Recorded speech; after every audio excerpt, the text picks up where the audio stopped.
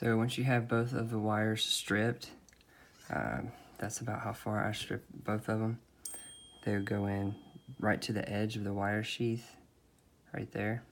That's about how much I strip off the ends. I usually will bend both of them out like this a little bit, put them together, and then twist them together. And then I use a tool that's got like the grooves in it, and I just use it to twist them together a little bit better. Not too hard, just together like this. And then I put them in up to the edge, right there, where the sheath is right at the edge of it. And then with my wire crimpers, I use the largest side,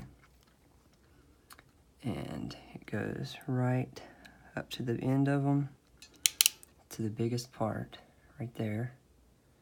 See where that is? And then I just crimp that.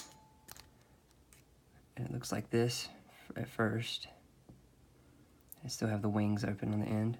And then I go down to the wings. I crimp those. It's a little hard, but it needs to be.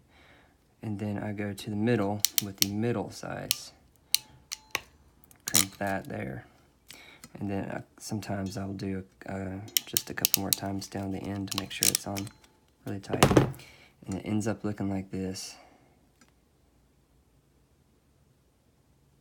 You want to make sure that there's not any metal pieces that are left sticking up right here, because that'll make it not snap into the connector.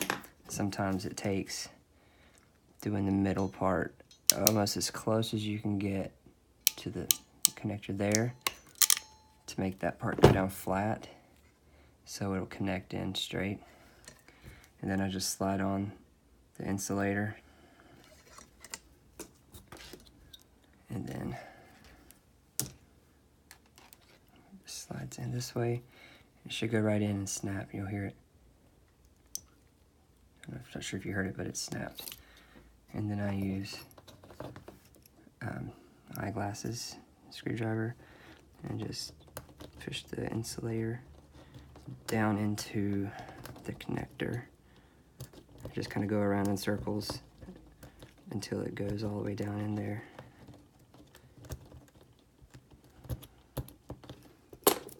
That's it. Pin's in there, snapped in, will not come out, and that should work.